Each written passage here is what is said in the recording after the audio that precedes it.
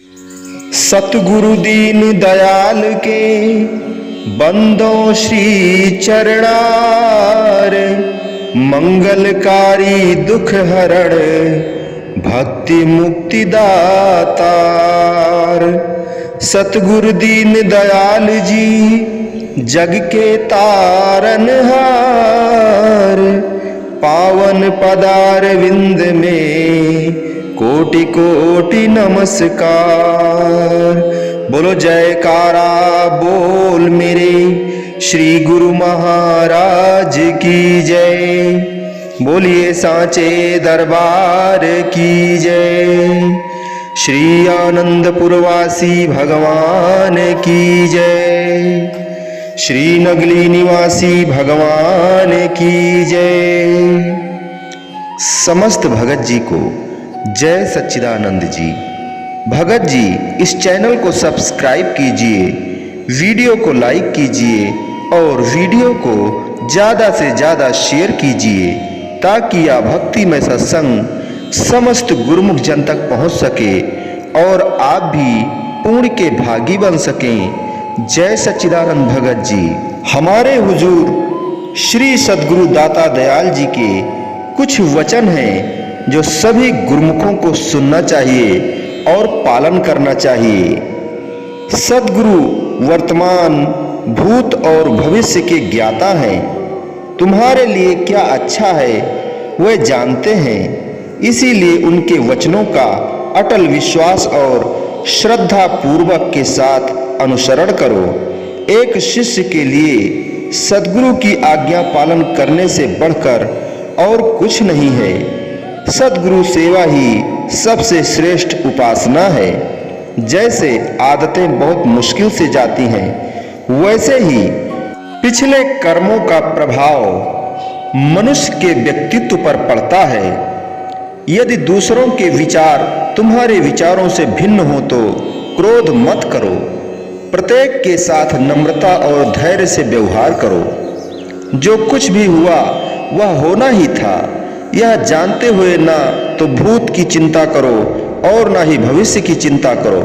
प्रभु के चरण कमलों में लीन रहकर अच्छे वर्तमान के लिए प्रयत्न करो।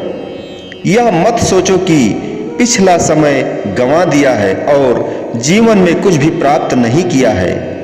अभी भी समय है।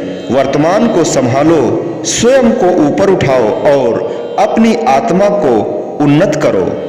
अतीत से मत बंधे रहो, लेकिन इससे ऊपर उठो।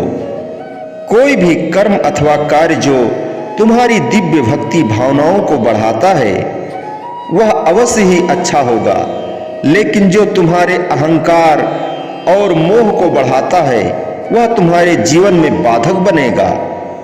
दूसरों के दोषों को क्षमा करना साहस है, जबकि बदले की भावना का पोषण करना मन की कमजोरी और कायरता है। हमेशा समय का आदर करो। बीता हुआ समय कभी वापस नहीं आता, इसीलिए वर्तमान का महत्व समझो और उससे अधिक लाभ उठाओ।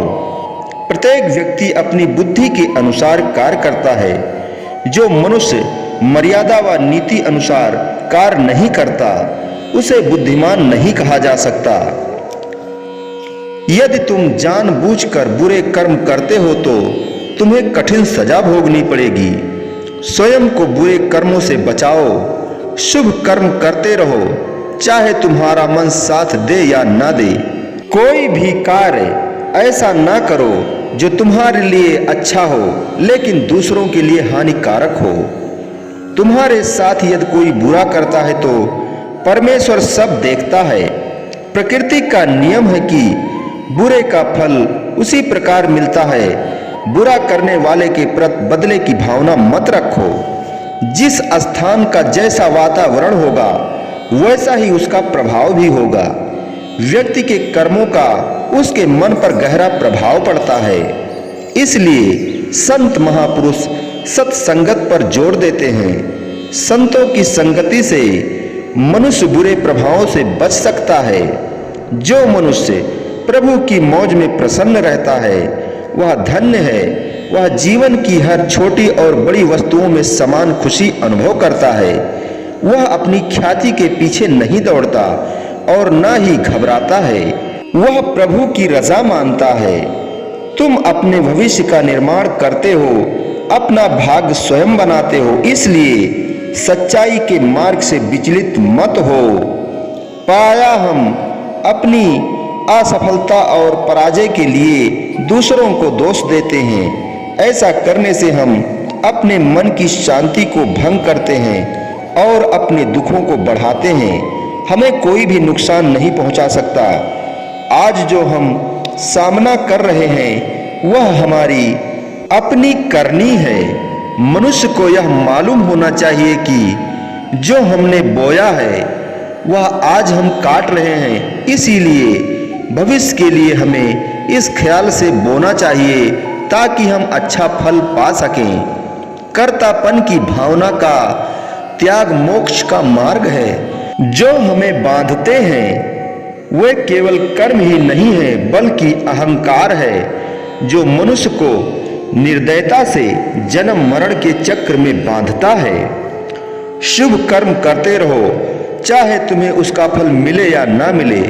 जो तुम करते हो वह प्रभु को अर्पण कर दो तो आनंदमय जीवन बना लोगे। प्रार्थना से मनुष्य स्वयं को बदल सकता है और फिर अपने कर्म भी उसी दिशा की ओर बदल सकता है। प्रार्थना से हम कठिन परिस्थितियों को दूर नहीं कर सकते, लेकिन उस परिस्थिति का सामना करने की शक्ति प्राप्त कर सकते हैं। सेवा और पूजा फल की इच्छा से करना एक तरह का सौदा है। फल की इच्छा से की गई उपासना मन को शुद्ध नहीं करती। वह न तो ईश्वर के प्रति परम भक्ति प्रदान करती है और न ही उससे मोक्ष या अस्थाई शांति और खुशी मिलती है। तुमने भक्ति के उपदेशों के बारे में बहुत पढ़ा और सुना होगा। यदि तुम उसका अनुसरण करना चाहते हो तो तुम्हें उस पर गंभीरता से प्रयत्न करना होगा। तुम्हारे लिए और कोई व्यक्ति कुछ नहीं कर सकता। मालिक की कृपा तुम पर होगी जब तुम स्वयं उसके लिए कठिन परिश्रम करोगे। पहले आत्म प्रयत्न, फिर ईश्वर की कृपा और अंत में आत्म साक्षात्कार।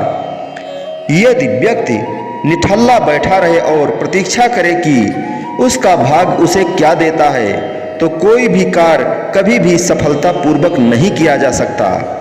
हम अपनी कमियों के कारण ही गलतियां करते हैं और असफल होते हैं। फिर हम दुर्भाग्य पर दोष लगाते हैं।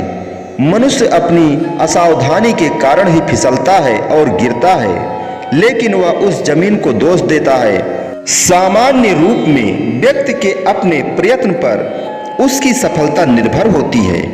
बोलो जयकारा बोल मेरे श्री गुरु महाराज की जय। बोलिए साचे दरबार की जय। श्री आनंदपुरवासी भगवान की जय। श्री नगली निवासी भगवान की जय। समस्त भगत जी को जय सच्चिदानंद जी।